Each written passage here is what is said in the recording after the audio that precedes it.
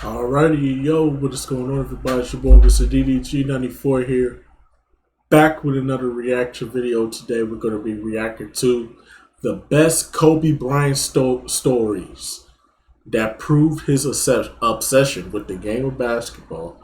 Without further ado, let's get right into it, man. RP to the Bean, RP to the Mamba, Kobe Bryant.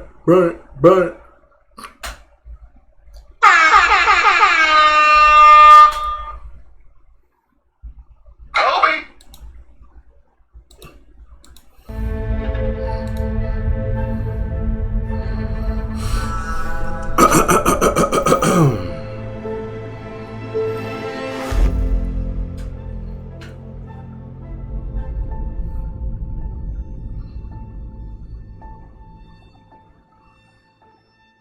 Playing against Kobe is like playing against a grizzly bear. If anything, any fear in you that shows, he's going to expose it. Facts. I've actually enjoyed the encounters and the competition against Kobe, man. Kobe's going to bring the best out of you.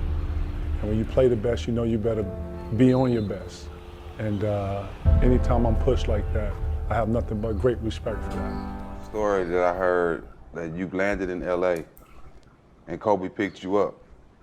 Black Range Rover. Yeah, he picked you up because he just wanted to chop it up with you, and after y'all go out to eat or whatever, you decided to go out. He tell your ass, I'm dropping you off to the hotel. This is my stop. I'm going to work out. I'm going to the gym. Is that true story? He took me out to eat, and I said, what you getting ready to do? I'm going to the club. And he said, I'm going to the gym. And that was him. That's what made, that greatness. That's where that greatness came from. Because his work ethic Second to none. was just. But I guarantee you, it's probably a handful of people on the other team that he was playing that he did that he can't. Because you know Kobe, he ain't talking to nobody through the game. Damn sure not nobody on another team. So I'm just saying, that showed the respect he had for you. Kobe ain't going to pick up nobody that he finna play against the next day. Hell nah. It was all you know like that ain't his MO. Yeah. Hell nah. He was So studying you the whole time. Yeah, studying what you was eating, studying what you was saying. No bullshit. That's how he was. He was a sicko when it came to that kind of shit, like trying to find any kind of advantage or angle he could possibly get. Like stories when I got a chance to play with him and just to see what he would do to study people, study film. This motherfucker, we were flying to Spain one time in the preseason. I've told this story before, but I thought he was over there rapping. Everyone was asleep. I went over to talk to him. I was about to talk shit to him about rapping. But he was over there with a piece of paper with like 30 different basketball courts on it, and he's just like, I know that I'm gonna draw at least 3 people. So I got the guy guarding me, the guy that's coming to double, and then the help side. So I'm over here looking to see where you, L.O., Ron, Steve, Fish are all gonna be open at when I'm guarded by 3 people, and he had like 30 different courts of this is where you're gonna be, this is where LO's gonna, I'm just like, what the fuck? Like, why are we flying? Like, everyone else knocked out, I couldn't sleep. But it was just like little things like that, and then I would go to Orange County and work out with him, and we on the track before the sun comes up. And then we lift weights so hard that, all right, let's go shoot. And I'm like, motherfucker, I can't lift my arms. You want me to go shoot a basketball right now? Like, his grind was sickening. Yeah, that was his thing, man. If anybody know Cole, Cole respects you if you a dog and you gonna go at him. You go back at him. And that's when Cole started to respect me, when he realized, like, I'm not backing down. And it's not that attention, it's just who I am. I mean, me and Cole, we got into a little tussle in the All-Star game a little bit, and I ended up hitting him the wrong way and he broke his nose. That was the first time I've ever seen that. But I'm gonna tell you the thing. So after All-Star break, we got the Lakers about like 3 games after the break. Yes, he got the mask on. He got the mask yes. on. But you know what? I called him, you know, didn't maliciously do it. I called him and I said, yo, Cole. He was like, bro, I love it. I'm like, you what? He's like, I love it. I seen it a couple days on film. I'm like, oh, this oh, snap. And he gave it to me too, boy. Well, that game was exciting because you knew Michael in the Garden was always going to do something special. The biggest thing that stood out was Kobe was going to go after Michael, and he wasn't scared. And one of the plays that I will never forget, and we can ask Karl Malone about it someday, is that he asked for a pick and roll, and Kobe waved them off. And I think we were all in awe or shock that that's, Karl Malone, pick and roll, John Stockton, they've done it a million times. So Kobe and Karl, and Kobe was like, no, I got this all by myself. And he waved Karl out, and he did his thing. And I think Karl was like, okay, I need to come out of the game because this is past me now. That's what exactly I was going to ask you, because Karl Malone people forget, he was the MVP of the league at that time. In 97, he won MVP. What was it like after the game, or even on the bench when y'all were around Karl? What was he talking like? Well, one, for you to just have the nerve to wave Karl off, even if he wasn't the MVP, just because of his muscles, you had to be different. And so on the bench, we were all in tears and laughing and giving Karl a hard time about, you must have didn't set a good screen. And so, but it just showed Kobe's determination to be the best, and he wanted to be the next Michael Jordan, if not better. And he wanted that one-on-one challenge, and he didn't feel like he needed Karl's help at the time. I remember you had Coach Wool down in Orlando, and I came out early to say hi to Ty Lue, I think it was, and they were telling me, "Oh, Max ready for you, Max ready for the game." And I remember reading about you having some tightness in your back. I said, yeah. And I said, yeah, how's his back? Oh, so he's ready for you. I said, is he gonna be fine when I hit him in that? See, I'm a check. Yeah. See, it's that shit that made me didn't like Kobe back in the days. It was this shit right here that made me did not like Kobe back in these days. He shortened that man's career. Trace McGrady could have had a longer career if Kobe didn't do that shit. Gonna elbow him in the back. Oh man! Shout out to Trace McGrady. Check that back. I had like 21 in the first half. I could have swore this dude. I think I came up, got a rebound, and when I went down, he jumped up behind me, and I swear I got an elbow in my back. I swear I got an elbow in my back, and I had a contusion. I was out. I had a contusion. I was like, yo, he did that because I was cooking in the first half, right? And I was like, damn. He is competitive, drinking a cup of coffee. Hey, listen, you know that's going to happen. I just wanted to test the back out, see how healthy it is. Knowing that he's one of the greatest in my eye, probably my Michael Jordan, if I could say the word to say the least. But he's a great competitor. For the most part, every battle that I faced against him, I watched the most film on him more than any other player. Really? I'm talking about from the day before the game, the day of the game, and right before the game. And it's like so much film I had to put in, and just to see the fact that he actually said that about me, it kind of surprised me because we never talked on the court. No. We was always at each other's head, and we wasn't nobody budging. He'd throw an elbow, I'd throw an elbow. It'd be one of those type of competitive battles, but it was a big loss for all us in basketball. Yes, it was. What made him so tough? Just his relentlessness, his mentality to seek and destroy. He comes to the game. Some days he might not even dap you, or some days he just might be real quiet with his jaws get tight right here. Anytime his jaws get tight right there, he trying to shoot at least 25 attempts, like field goals. So I just know he's not backing down, and there's no shot that's going to discourage him. He might miss his first 8, but in the fourth quarter, you just better believe he's that confident to shoot the next 5. And you don't have a lot of superstars like that, and he don't mind taking the blame. And I've been around this league a lot of times. I've seen guys shy away from those moments, and he's a guy that never done that. And I'm just being honest with everybody. I wanted to link with Kobe, because Kobe and I had like a. How can you not? Listen to me. Kobe and I had like a different connect. Like when Kobe and Shaq went on their little thing, a lot of people went with Shaq. A lot of people didn't even fuck with Kobe. Kobe, whatever. I'm one of the very few that just stayed with him. And I was a neutral guy anyway. I show everybody love. You know Kobe what I'm loved dogs. But Kobe respect dogs. like real cats start. If you ever notice, he never really got into it with somebody that he really respected. Mm-hmm. You know what I'm saying? Like I watched when you and him went at it, and you threw the ball, he flinched. It was a form of respect there that they was talking. Nobody noticed, but they was talking simultaneously. Like Nigga, I wish you would hit me with this ball. You got more respect than me than that. So him and Matt I already knew that, but players know this. Yeah. And then you already know who I'm. If we get into it and we get the tech, it's verbal. If we bumping, I'm already knowing what he's saying to me without even talking. So that's how we used real to, shit. People real don't know shit, that. like That's some real not even shit. thinking, that's how players actually was talking and dealing with each other. So whenever I would watch him get into it with somebody and he actually would get into it, it was either because he didn't respect them and it went like that, or he respected them and it went a whole nother way. We're starting to build a culture at USA Basketball. And he, Chauncey Billups, and Jason Kidd were added to add veteran leadership to LeBron and Carmelo and those guys who were great guys. And so we're getting ready to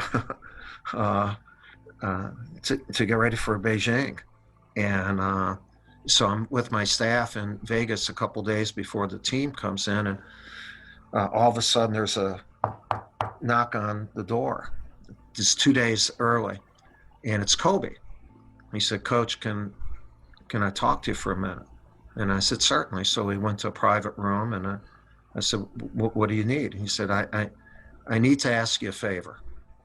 And I said, "Yeah, what is it?" And he said, "I want to guard the best perimeter player on every team that we play." Now, he's the NBA scoring champ.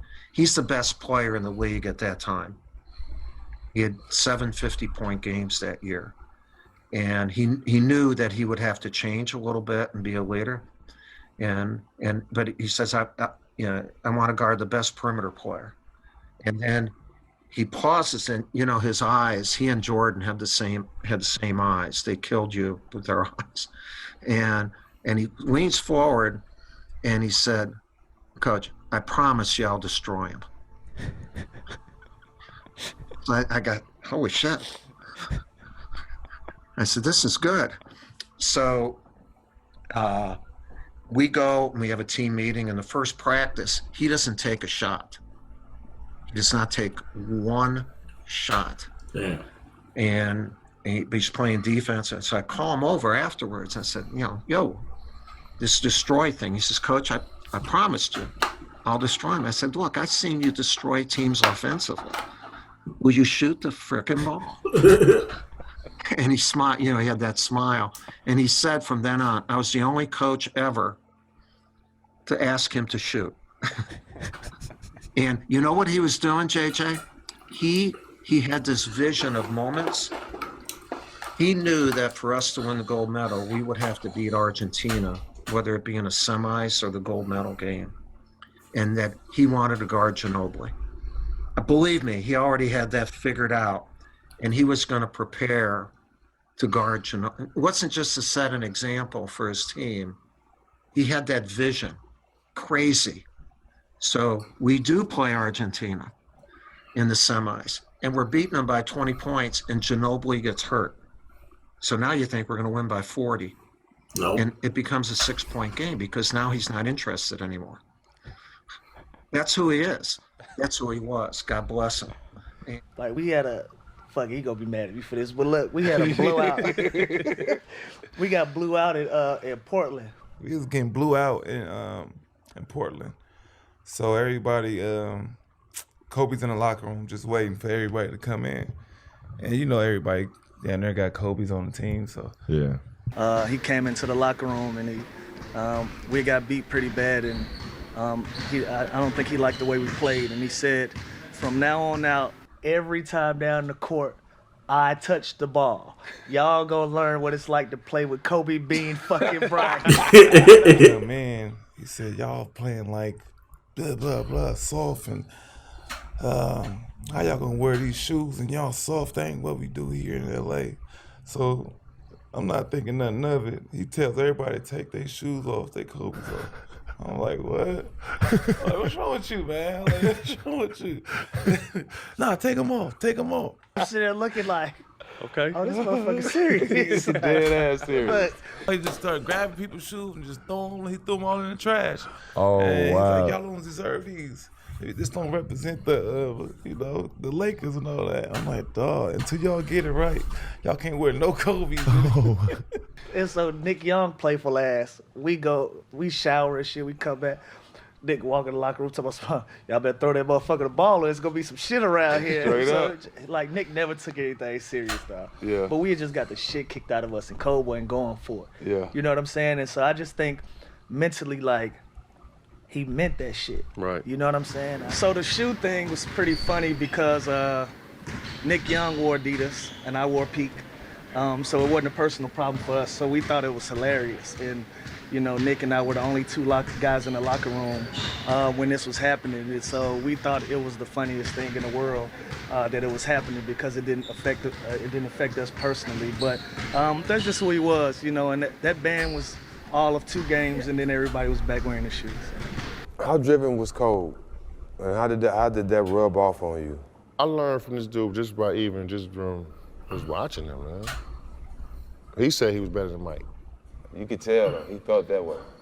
I said, what? But you gotta understand his drop. It ain't too many dudes that play in the NBA that's like, yo. And that really mean it. And they hard, like, that's growing up right now, like, I'm gonna be better than LeBron James. Nah. And that's what he chased his whole life, was to be just as good or mentioned with Michael Jordan. I remember saying, I need to get 6. I want to be able to sit at the same table with Mike. His whole frame of mind, he had 63, and Dallas had 61 in the third quarter. He and I did the TNT special, and he talked about when we first met. I didn't remember that. I remember him coming to the locker room, and he was looking for Penny. And, him and Penny, I guess Penny was, too busy for him, whatever. And then he came to me and asked for an autograph and a picture. And I was like, sure, young fella. I didn't even know that. Like, even when we played together, like, he never told me that. But, look, he was a guy that when he came in at 17, 18, he knew he wanted to be the best player in the world. And, we definitely had the big brother, little brother relationship. And people ask me all the time, if we had all over to do again, what would I do different? And the answer is nothing. We definitely pushed each other, and it was able for us to win 3 out of 4. Unfortunately, the business of basketball kicked in. I wanted to do other things, and then he was really able to shine and, take over, make a name for himself. But again, he's gone too soon. He'll never be forgotten. But I can boastfully say that we are the most enigmatic, controversial, most dominant 1-2 punch, little to big, ever created, and we will never be duplicated. I don't care what you say. And I don't care who you try to compare us to. It'll never be another Kobe and Shaq ever again. It got kind of interesting playing against him because after a while, I get to study in the triangle. I'm knowing sometimes he flash and sometimes he might, set a back screen. And this is what Phil brought, the offense Phil brought. Exactly, the triangle offense. Yeah. And I studied it so much, and sometimes I would have to deny him when he get hot. And it would be funny because he'll look at Powell, and he noticed that I'm overplaying, he'd get to talking in Spanish. Really? But that was a counter. Yeah. You get what I'm saying? Right. So, okay, if I'm denying, okay, now he's going back door. And I was like, yo, you speaking in Spanish now? Let me get ready for the counter. And he just did little creative things like that to try to get an edge. And like I say, he never shot a shot that he didn't like. And he worked hard. He crashed the offensive glass a lot. No one pretty much talks about that a lot. Great rebounder, great defender. And I could just go on about Kobe. So I was one of the guys when he was a rookie, and a lot of guys were upset at him because back then you could bring beer in the locker room. Mm-hmm. And when we got him on the team, it was like, no more beer? Yep. Oh man, you messing everything up, little kid. And I think that was kind of the thing that when guys were hazing someone, it kind of pushed Kobe away from a lot of guys because back then you wasn't used to. My thing is this: why the fuck was y'all drinking beer in the locker room and y'all got a game to play? My niggas ain't win no rings.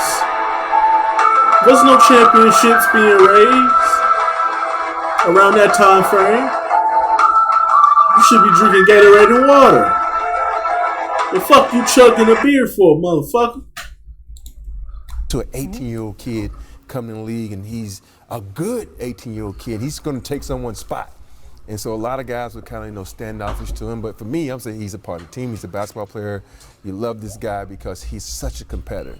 And that's the first thing I know. In the very first practice, we were going through a walkthrough. And he was going 100 miles an hour. I'm like, dude, calm down. It's a walkthrough. But he was that type of competitor. And that's what made everybody on our team better, because you knew if you didn't come with it that day, you was going to get embarrassed. Mm-hmm. Well, as the competitor, you want to win more than anybody. And I just remember when I had a chance to match up with him finally, because at first it was Ray guard him, then I asked to switch on him. Can I guard Kobe? Let me guard Kobe. At a pivotal moment, he was giving you guys some trouble. And I remember when I first got on it, I'm leading on, I'm breathing hard on him. I got that from Kevin Garnett. And he just shot me with an elbow right to my ribs like twice. And I was like, hold on, he's like, well, we shouldn't have came over here. You gonna come over here, you gonna take this pain. And I was like, this guy right here, man, he just don't stop with the little tricks, and he just wanted to just kill me. Like, straight up. He would like grab me, toss me, elbow me, and everything he could. And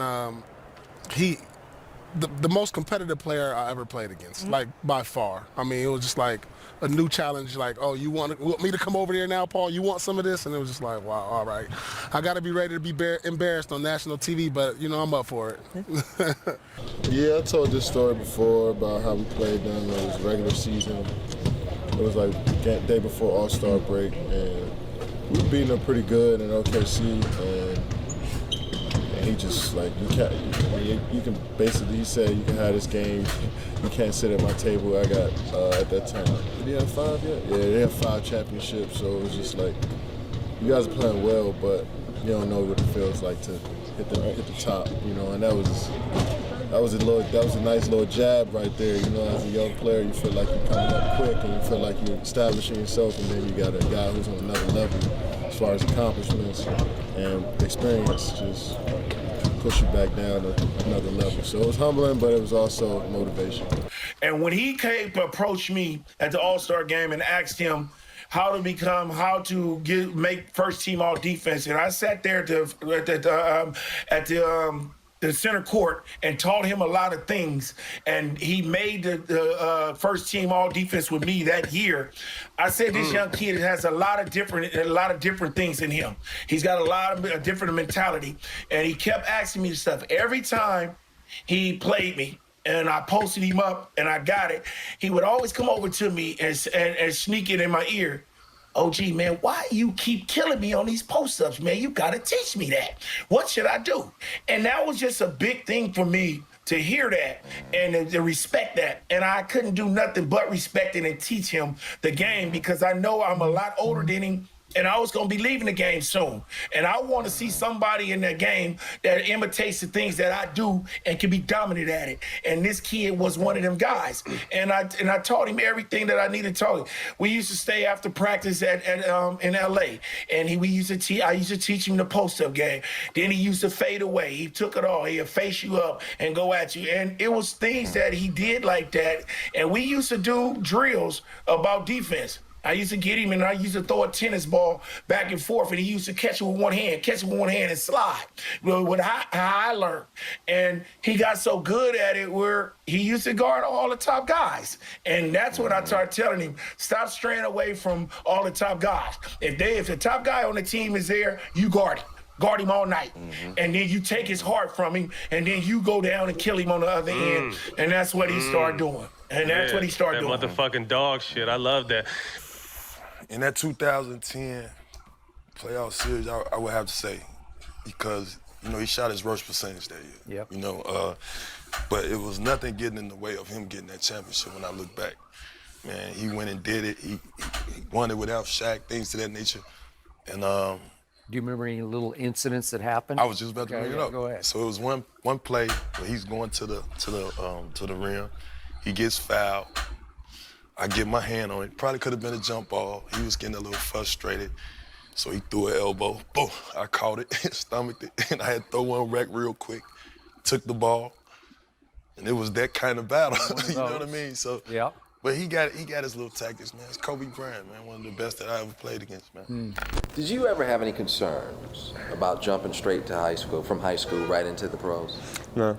No? I mean, I had people around me, since 9th grade, because I knew that this is something that I wanted to do, something I was considering since that time. So I kind of tried to prepare myself, leading up to that point. So I talked to as many NBA players as I could. I had my father there, so basically when it came time to make the jump, I knew what I was getting into. And then Kobe, I just remember Kobe a young lion. Just like, how young lions hunt, you know what I mean? They're like, man, I can get out there and get me a kill. You know what I mean? Just put me in the game, coach. He was over there hungry.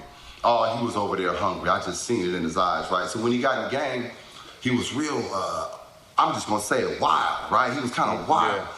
I remember calling my brothers at home like, man, I just played against the rawest young 18-year-old that's probably out there. I mean, I ain't never played against a young boy that got it like this. So I'm 24, 25, big boy. You know what I mean? 220, 224, 225, playing big, jumping, doing all that, what he doing. But I was a grown man, so in my mind, no young boy was going, I wasn't going for that. You know what I mean? That I'm taking to the paint, we're gonna blow for blow or whatever we're gonna do. I wasn't going for that, but I seen the greatness in him young, right then, where I called home, like, man, this young boy gonna be nice. Fast forward to 3 years later, watch me go to work, and I'm doing my thing, and then they traded Eddie, put him in the game. So his, I guess, 4th year is when he really got on, right? Something like that, I think. Eddie was gone, he got in the game, and he never looked back, right? He never looked back. I start to see him 4th, 5th, 6th year in the league, so my 7th, 8th, or whatever, 6th, 7th, 8th, I'm seeing him, we going at it. Kobe a big boy now, you know what I mean? Period. So we going blow for blow. Then, bop, he went in the lab, and he took over the league, dog. That's all I can say with that one, man. He took over the league, bro, you know what I mean? I know he was mimicking Mike. I grew up on Mike like dudes grew up on Steph and Kobe and all that, so I get it, right? But, so, one thing I will say is that I've seen him come from that young boy to take over the league. I mean, I think on some level we all feel like we haven't given our all or our best in everything we've ever done, whether sometimes it's at home, whether it's at work, with our job, with our hobbies, whatever it is. And there was something about Kobe that I think reassured us that it's possible, to give every ounce of yourself and literally exhaust yourself to be great at what you want to do, to be great at what you love to do. He often spoke of the sacrifices it required to do that, though. And I think we appreciate that, and that's why we're torn. We don't see many people with that level of dedication to who they are and what they're trying to become. And he did it imperfectly, and we oftentimes judged him while he was going through it, while he was doing it. But I think looking back on it all, now a lot of us are gonna celebrate a man that we probably should have been celebrating much sooner. Well, I met Kobe in high school, and he came onto our AAU team, and he walked in, and he really didn't say much, and he came off the bench originally, and as our sixth man to our team. So that tells you our team was pretty good. And then you add a 16, 17-year-old Kobe Bryant, and he comes in as our point guard, shooting at half court, jump shots, shoots an air ball the first time. The second time he comes down, he shoots at half court, he makes it. What statement do you need to make after that? Yep. But he did not walk into your team and say, no one's going to punk me. So I guess that's just reserved for the Lakers. When I first get to the Lakers, Shaq tells me, if you and Kobe get into it, it's 10 G's in the locker. You know what I mean? I'm sorry, Shaq. I love you. I should have texted you first. You know what I mean? It's 10 G's in the locker. What? That's what I said, How many days a week you want me to get into it with him? This is 3 days into practice. He's like, it's 10 G's up there, da-da-da. I'm like, man, come on, you playing, man. It's 10 G's and $1 bills, man. If you ever get into it and you just grab that. I couldn't believe it. I'm new to the Lakers. I'm like, man, these boys is crazy, bro. I remember a lot of things about Kobe, especially during those finals. I could finally tell Pete this. I was scared to death facing Kobe. I mean, because, he was scary, man. You just didn't know what to expect. And I just remember one play, I was trapping the pick and roll, and he kind of got around the screen and shot a three. And I remember Coach Tibbs yelling at me like, Perk, keep him in front of you. So in the timeout, I was like, hey, Tibbs, you want to come out here and try to guard him? How about you come out here and try to do it? But he was the ultimate competitor. You know, Kobe, when you think about Kobe, it was another story when I was in Oklahoma City. And I remember we was playing them in the playoffs and we was trying to trap him. And, you know, I'm trying to give my team some life and bring that tenacity. And he goes to the free throw line. And I'm like, hey, ain't none of that up in here today. And I was like, you know, we gonna lock this up today. And he was like, man, hey, you know what, Perk? I got 30,000 reasons why you can't stop me today. So I was. Oh wow! Oh, the trash talk. And there you go. You thought Kevin was good at trash talking? This guy. But hush your mouth, Kendrick Perkins. Talked to Kobe. That he said that was one Hush of the your hardest motherfucking mouth hits in his career, losing to you guys in that the finals in 08. Yeah, I mean, the thing about that, he got it back. Oh, that's the one I'll never forget. That one he got back from us in 2010. He got his lick back. Man. I know he said that was his sweetest one, too. Yeah. He said that was the one. Yeah, the loss to y'all was the toughest, and the win was the sweetest. Doing it without Shaq. Yeah. Yep, doing it without Shaq. Oh, man, that was Cole. We had 4 All-Stars, dude. You know that? Yeah, 4 All. He was the only All-Star. Him and Pau, he had 2. He had Pau Gasol, but he toughened Pau Gasol up. Oh, man. Because that first finals, we ran through Pau Gasol. Oh, I've seen Kobe obliterate Pau Gasol, and I pulled Pau to the side like, bro. You can't let this happen. But just, I hear what he's saying, but let me just. He made Pau You know how crazy I am. I had to like, you good? Yeah, it was that bad. Like, nigga, Kobe God go damn. at Pau's head, but like you said, he made him a lot tougher. He made him a Hall of Famer. Yeah. Good call. Yeah. He made him a Hall of Famer. Good call. Without Kobe, Pau just another skilled Yeah. hero. I don't think you could teach dog, but Kobe put some of his dog in Pau. And it's funny that you recognize that too. I saw the difference in his game. In that second finals, whatever language Pau needed it, Kobe would have cussed him out in that language. Well, Kobe didn't fuck around when it came to losing, man. He did not fuck around. So this is 2008. So they had just lost to the Celtics in the finals, like tragically, if memory serves. And so he opens up the paper and there's like this article about it. And there's a picture of Paul Pierce. So I see it. We kind of are, and you know, like it's Kobe Bryant. Listen, it's 2008. We're all sitting there. Kobe Bryant sits down and pours a glass of wine. We're like, what the fuck, you know? And then we look over and he's tearing out the picture of Paul Pierce. So he cuts it out and he folds it up. He puts it in his pocket, and like we're all looking at him, you know, like what's going on? He's like, motivation. We're like, okay, cool. And then he proceeded to like chug his wine, pour another glass, chug it, poured the third, and he was like, basically like, he looks over and he's like, now I'm one ahead of you guys. We were like, okay. Like we didn't know we were racing. Like, cool. But like I think those two things like back to back, I was like, oh, that's who he is. Like that's what this is, you know? It was funny. For whatever reason, during that day or that night when Michael said, hey, I'm going to dinner and we're going to catch up. I was like, oh, great. Okay. You're in town. And when you go to dinner with him, you always know there's going to be people, you got to sneak him in, you know, So I was like, all right, I'll get there. And, you know, I always try to get there like 10, 15 minutes earlier. So that way, however he's coming in through the back, the front side or whatever. Yeah. Like someone else was going to meet us there. I was like, oh, okay. I didn't even think to ask who's coming. And lo and behold, Mr. Bryant, the late Kobe Bryant shows up. And it was great. And it was one of those moments that was great because you saw the respect that they both have for one another, but they couldn't help but turn on the competitive spirit. And they just had this virtual dialogue, if you will. And I didn't say a word. I just sat there and I just watched where they were just saying how the game would be played if they caught the ball here. I just remember it. Well, if I catch the ball in the left wing with a live dribble, how would you defend me? And in the detail that they were going over these abstract ideas, that's what really caught my attention was, okay, well, how are you going to catch the ball? Like who asked those questions? You know, what's your pivot foot? You know, what's the score of the game? And then they just did this in all these different places. How would you defend me if I had it here? What would you do if I was? And I just remember thinking, you know, I just had the pleasure of watching like they're geniuses. Mm-hmm.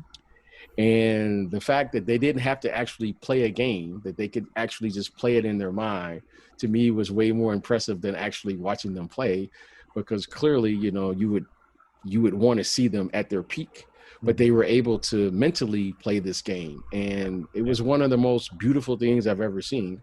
Yeah. And I remember the conclusion of all of this. I mean, this went on for quite some time, was that they both concluded that they only agreed on one thing, that Michael Jordan had bigger hands. That was the deciding factor. I think you can see special talent in people, okay? A lot of people have special talent, but they waste it or they never use it. And to watch the growth spurt with him, to watch the trials and tribulations, because in practice he would dribble through 5 guys and make a dunk, okay? You can't win that way. And it took him a while to understand that there was a process for him to get involved and play on a team, and a team that could win. He became the leader of the pack.